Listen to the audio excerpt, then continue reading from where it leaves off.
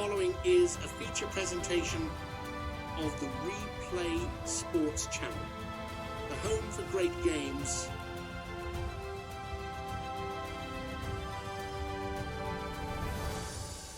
This telecast is copyrighted by the WFL for the private use of our audience. Any other use of this telecast or any pictures, descriptions, or accounts of the game without the WFL's consent is prohibited.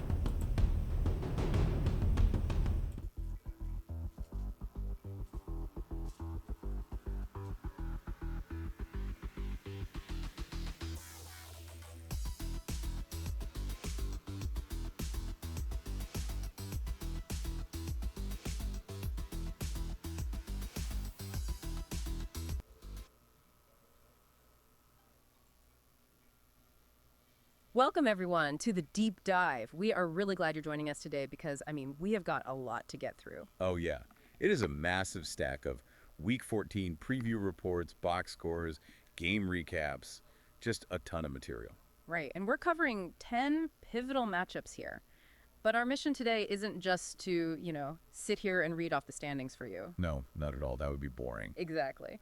Our goal is to really decode the chaotic momentum shifts we're seeing, these survival tactics and breakout performances that are just completely upending this late season playoff push. Yeah, the league is just upside down right now. Totally. We've got sub-zero weather battles, we've got these historic underdog upsets, and then, MVP caliber quarterbacks just putting up absolute video game numbers. It really feels like they're just bypassing the chaos entirely. So to really understand the stakes for Week 14, we first have to examine the brutal physical and emotional toll of last week's extreme conditions. Oh, the weather was just brutal.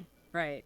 I want to look at Cleveland's gritty 24-10 win over Pittsburgh. They played in negative 2-degree weather. Which is just, it fundamentally changes how football operates. The ball physically hardens. Like a wet brick, right? Yeah, exactly like catching a wet brick in your bare hands. It's miserable. But despite that, Cleveland's MVP candidate, Sam Darnold, he somehow posts a 134.4 passer rating in the freeze. Incredible focus. Yeah, he engineered these incredibly methodical, physical drives. But then you look at Pittsburgh's Patrick Mahomes, and he just absorbed 4 sacks and threw 2 interceptions in the cold. Yeah, Mahomes really struggled to find a rhythm. Though, to be fair, Pittsburgh's rookie, Marvin Harrison Jr., he still managed 14 catches for 111 yards. Right, but if you look at the charts, all of those were underneath the coverage. Yeah, the explosive plays were just gone. Exactly. So I always hear people talk about, home field advantage in sub-zero temperatures. Yeah. But honestly, playing in negative 2 degrees, it kind of feels like a basketball team having home court advantage on a floor covered in ice. That is a great way to put it. Right, does practicing in the cold actually prepare you for it, or is it simply about which team runs the ball better, like Cleveland did? Well, the basketball on ice analogy gets right to the core of it because, human physiology just does not adapt to negative 2 degrees just because you happen to live in Ohio. Right, you still freeze. You still freeze. Cleveland's advantage was entirely mechanical and strategic. They realized that throwing deep in that weather requires this microdexterity in the receiver's hands. To adjust to the ball's trajectory. Exactly, which you completely lose when your fingers are numb. That is why Harrison Jr. had to catch everything underneath. Oh, that makes sense. So Cleveland, they just bypassed the passing mechanics. They committed to physical rushing and absolute clock control. They held the ball for nearly 37 minutes. Wow, 37 minutes. Which is amazing because Cleveland's defense is historically terrible in the red zone, right? Oh, yeah. League worst. They allow a touchdown 97% of the time and an opponent gets inside their 20. Right. But Cleveland mathematically hid that flaw by just starving Pittsburgh of the opportunities to even get the ball. If the opponent never gets the ball, the red zone defense doesn't matter. Precisely. It was a masterpiece of utilizing the weather. But contrast that physical freeze with the emotional roller coaster of Denver's 26-23 overtime win over Arizona. Oh, that game was wild. It was. Aaron Rodgers threw a fatal interception in overtime under this heavy blitz, while Denver's Brock Bowers just went off for 98 yards and 2 touchdowns. Yeah, and the weather wasn't the primary factor there. It was fatigue. Wait, really? Just pure exhaustion? Absolutely. Overtime in December is a completely different sport. Denver recognized that Arizona's blockers were just physically spent. So their lateral quickness was gone. Exactly. When Denver sent that blitz, They were exploiting the fact that an exhausted lineman just cannot pivot fast enough to pick up a stunt. Rodgers threw the pick because his internal clock was suddenly accelerated by a failing pocket. So Denver essentially survived by weaponizing fatigue. Yes, weaponizing fatigue. Which, that connects perfectly to what we're seeing with these bottom tier teams. Oh, the 2-9 spoilers. Exactly. That clock control and pressure strategy isn't just for the cold anymore. It's the exact blueprint these bottom tier teams are using to shock the heavyweights. It really is. Bad teams are suddenly playing with supreme tactical discipline. So let's look at the upcoming Los Angeles versus Detroit matchup. I mean, both these teams are 2-9. Right. But both of them just completely ruined the seasons of top contenders. It's the defining trend of the week, for sure. Like, look at Los Angeles. They have the league's worst offense and worst defense, but they just destroyed San Diego 34-12. Just dismantled them. Yeah, Russell Wilson threw 3 touchdowns, finding Cade Otton and Devon Veal. And then Andrew Van Ginkel sealed it with a 30-yard pick 6 off Josh Allen. Unbelievable. And then Detroit. They pull a 26-20 upset over an 8-3 St. Louis team. Yeah, Jaden Daniels was huge there. Right. He used his mobility for 93 rush yards to just exhaust the Battlehawks. They held the ball for nearly 38 minutes and limited St. Louis to just 8 rushing attempts. Only 8 attempts. It's crazy. And New York, a 3-8 team, they upset Philadelphia 23-13. Bryce Young throws this clutch 56-yard touchdown to Khalil Shakir. Yeah, they converted 8 of 17 third downs. With 0 turnovers. So people call this the rope-a-dope strategy. Sure, the boxing analogy. Yeah, but these 2-9 teams, they aren't trying to outshoot the heavyweights. They're basically leaning on them for 38 minutes to exhaust them. It feels more like a lower weight wrestler using leverage, The wrestling analogy is spot on. But why did it take until the final stretch of the season for teams to deploy this? Well, because it comes down to situational execution. Bad teams usually beat themselves. For the first 3 months, a 2-9 team loses because they take risks and turn the ball over. Right, they force things. Exactly. But last week, New York had 0 turnovers. Detroit kept moving the chains with Daniels' legs on third down. So even if the play breaks down, the clock keeps running. Exactly. By refusing to throw into tight coverage and just grinding the clock, Detroit forced St. Louis's elite defenders to stay on the field and endure continuous physical contact. It shrinks the talent gap. Because if you limit mistakes, you limit their possessions. Right. If you give a talented team 12 possessions, they will beat you. If you bleed the clock and only give them 6 possessions, the psychological pressure to score immediately skyrockets. Oh, and that panic leads to forced throws. Exactly, which leads to Andrew Van Ginkel stepping in front of a pass for a pick 6. Wow. But, while the underdogs are grinding the clock, the elite MVP caliber quarterbacks are doing the exact opposite. Oh yeah, they are bypassing the grind entirely. It is wild. They're having these historically explosive, quick strike performances. The stats are just staggering. I mean, San Antonio's Jared Goff dropped a 155.5 passer rating against Tampa Bay. 378 yards and 4 touchdowns. Yeah, his offense averaged 14.5 yards per completion. Right, including that 52-yard bomb to Jamison Williams. And San Antonio now boasts the league's best pass offense, averaging 294.2 yards a game. Heading right into a clash with Philly's best red zone defense, too. Exactly. Then Memphis's Lamar Jackson hits the 3,000-yard season mark while carving up Birmingham 37-20. 358 yards and 4 touchdowns for him. And New Jersey's Justin Herbert threw 5 touchdowns against D.C., 3 of them to A.J. Brown. Incredible. And Baltimore's Matthew Stafford dropped 424 yards and 4 touchdowns on New York, punctuated by an 84-yard strike to Devonta Smith. It's just a masterclass. Okay, so let's unpack this. We have 4 different quarterbacks throwing 4 or 5 touchdowns in a single week. Yeah. Are defensive schemes just completely failing right now? Well, it's not that they're failing exactly. Or are we just in this golden era of offensive weaponry where stopping these guys is like trying to stop rain with a tennis racket? That's a great image. But it's really about why this is happening. These elite quarterbacks are brutally punishing defensive turnovers and aggressive blitzes. Okay, how so? Look at Jared Goff against Tampa Bay. Yeah. Tampa Bay tried to disrupt his timing by aggressively blitzing their linebackers.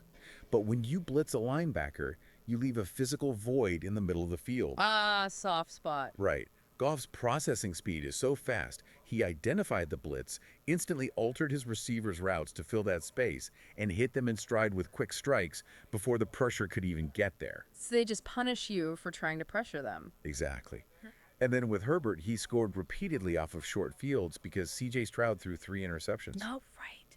When a defense is backed up against their own end zone after a turnover, they can't play deep zone. Herbert recognized that compressed field and just forced man-to-man matchups. Which is how A.J. Brown gets 3 touchdowns. Exactly. It's ruthless. It really is. But, while explosive passing attacks are thrilling, looking at the rest of the Week 14 slate, it's pretty clear we're entering a war of attrition. Oh, absolutely. The injuries are piling up. Yeah, several contenders are suddenly playing without their biggest weapons or suffering from critical quarterback meltdowns. It completely alters a team's identity. Take St. Louis. Best defense in the league, but they just lost Tua Tagovailoa for 3 weeks to turf toe. Brutal. And they lost Sam Laporta. Now they have to face Las Vegas, whose quarterback, Jalen Hurts, is coming off a game where he rushed for 88 yards. Though Hurts did throw 2 costly interceptions in that game. True. Then you've got Tampa Bay on a 4-game skid. They lost Cooper Kupp for 3 weeks, and Shaquille Barrett is out for the season. And they face D.C., who has the league's worst red zone offense. Right, at 57.8%, and a reeling C.J. Stroud, who threw those 3 interceptions. Yeah, it's a mess. And speaking of meltdowns, Atlanta's Joe Burrow threw 3 picks in a blowout loss, posting a dismal 39.4 reading. And now he has to face Herbert's surging New Jersey team in primetime. Yeah, Burrow looked really off. So here's where it gets really interesting for me. You can have a Ferrari of a team, right? Sure. But if the transmission drops out in December, you're just stuck on the highway. Like, if you're St. Louis and you lose Tua, do you completely rewrite the playbook for backup Cooper Rush? That's the big question. Or do you just tell your number 1 ranked defense, hey, you have to win the game alone? Well, you can't just ask the defense to win it alone because the effects of these injuries, they cascade, they compound. Like a domino effect. Exactly. Look at Tampa Bay. Losing a top pass catcher like Kupp and a top edge rusher like Barrett in the same game, it breaks the offensive rhythm and the defensive pressure simultaneously. How does that actually play out on the field, though? So without Kupp, you lose your third down conversion tool. Your receivers can't separate, which leads to incomplete passes, which stops the clock and forces quick punts. So the defense is right back on the field. Exactly, after maybe 2 minutes of rest. And because they lost Barrett, they have no edge pressure. So the opposing quarterback has more time to throw. Which means the defensive backs have to cover for way longer. Right, it creates this total exhaustion loop. It completely changes who the team is. Wow, so it really is a war of attrition. Which brings me to this. When the passing game breaks down due to extreme weather, turnovers, or these devastating injuries, the path to playoff survival seems to run straight through the backfield. Oh, absolutely. The ground game is everything in December. And several running backs are carrying their teams while literally running toward history. The milestone watch is huge this week. Yeah. Denver's Derrick Henry leads the league with 11,189 rushing yards, anchoring the number 1 run offense, which is putting up 146.9 yards a game. And he faces Chicago this week. Right, who is coming off a bye, but they recently ran for 243 yards against Cleveland. Shamer Gibbs had 148 yards, and Baker Mayfield added 52. Just a dominant ground performance. Yeah. And then we've got the milestone watches. Baltimore's Saquon Barkley needs exactly 66 yards. And Arizona's Bijan Robinson needs just 61 yards to reach the 1,000-yard mark for the season. Yeah, they are right on the edge. So for you listening and tracking these games this weekend, what does this actually mean? Is hitting 1,000 yards just a shiny gold star on a player's resume? Some, I think so, yeah. Or does a play caller actively feed their guy the ball differently when he knows he's just 61 yards away, like with Bijan Robinson? Well, the players and coaches definitely care about the milestones. But the true value is the offensive balance it brings. What do you mean by balance? So, Chicago's dominant run game is exactly what made Baker Mayfield wildly efficient. When an offensive line knows their back is close to a milestone, they block more aggressively. Oh, they want to secure those yards. Yeah. But strategically, when a defense faces a dominant back, the linebackers are forced to step forward at the snap to fill the rushing lanes. Right, they have to respect the run. Exactly. And that initial forward step delays their ability to drop back into pass coverage. Denver leans on Henry specifically, so Geno Smith has the time and space to make clutch throws. So it manufactures a half second of hesitation. Precisely. That half second is everything for a quarterback. Wow, okay. Well, we have covered an immense amount of ground today. We went from freezing -2-degree upsets and these 38-minute underdog blueprints to historic quarterback shootouts and this grueling, injury-riddled war of attrition. It's a completely chaotic stretch of the season. It really is. So, as you watch Week 14 unfold, I want to leave you with a compelling question to kind of mull over. Let's hear it. With so many injuries to star quarterbacks and top receivers, completely shifting the balance of power, does the concept of a most valuable player fundamentally change in December? That is a very interesting point. Right, like should the MVP go to the player with the flashiest passing stats throwing from a clean pocket? Or should it go to the backup? Or that grinding running back who manages to keep a heavily injured team's playoff dreams alive through the brutal cold? It really makes you redefine what valuable actually means. Exactly. Something for you to think about while you watch the games this weekend. Thank you so much for joining us for this deep dive, and we'll see you next time.